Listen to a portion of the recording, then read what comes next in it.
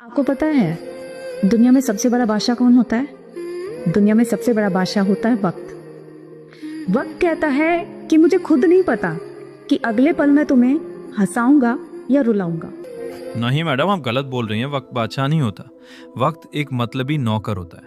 वक्त एक चालाक मतलबी नौकर की तरह काम करता है। ये खुद इस दुनिया में हम जीवों की तरह ठिकाना ढूंढता है और अपने भरण पोषण के लिए, जीने के लिए इसको केवल इज्जत सम्मान चाहिए होता है। लेकिन ये वक्त नौकर किसका है और इसका मालिक कौन है? तो इसका मालिक है हमारा कर्म और किस्मत।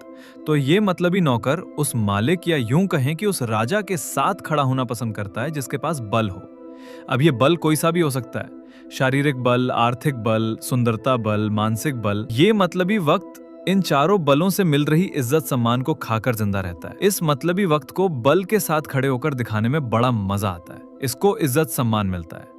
अगर कोई कर्म करके इन चारों बल में से कोई सा भी बल या इनमें से 2 या 3 या चारों ही बल हासिल कर ले तो ये वक्त उसके साथ खड़ा हो जाएगा और खुद को दिखाएगा कि देखो मैं ऐसे लोगों के साथ हूं केवल इज्जत सम्मान के लिए। यूं समझ लीजिए कि इसका भोजन ही इज्जत सम्मान है, उसी से ये जिंदा है। इसे इज्जत सम्मान से ही पोषक तत्व मिलता है, वरना ये मर जाता है या भागकर कहीं और इज्जत सम्मान खाकर गुलामी करता है, जी हुजूरी करता है। ये मतलबी वक्त भी हम जीवों की तरह इस दुनिया में विद्यमान है और इज्जत सम्मान खाकर गुजारा करता है। ये मतलबी वक्त यूं ही बिखरा हुआ है, कहीं भी कभी भी घटता बढ़ता रहता है। ये मतलबी वक्त बड़ा अजीब किस्म का है।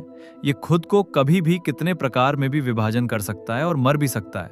इधर उधर भाग सकता है और मरा हुआ वापस जिंदा भी हो सकता है। मान लीजिए 3-4 लड़के हैं और उन तीनों चारों ने मेहनत की और चारों बलों में से अपना कोई भी बल बढ़ाया, तो ये वक्त खुद को विभाजन करके उन तीनों चारों के पास चला जाएगा और उन सभी के साथ खड़े होकर इज्जत सम्मान खाएगा। एक लड़के के पास पैसा ज्यादा है और शरीर बल भी है, तो ये मतलबी वक्त उस लड़के के पास भी जाकर उस पैसे और शरीर बल से मिल रही इज्जत सम्मान खाएगा। और दूसरे लड़के के पास सुंदरता है तो उसके पास भी जाएगा और सुंदरता से मिल रही इज्जत सम्मान खाएगा। तो ऐसे ही खुद को विभाजन करके बाकी लड़कों के साथ भी खड़ा रहेगा।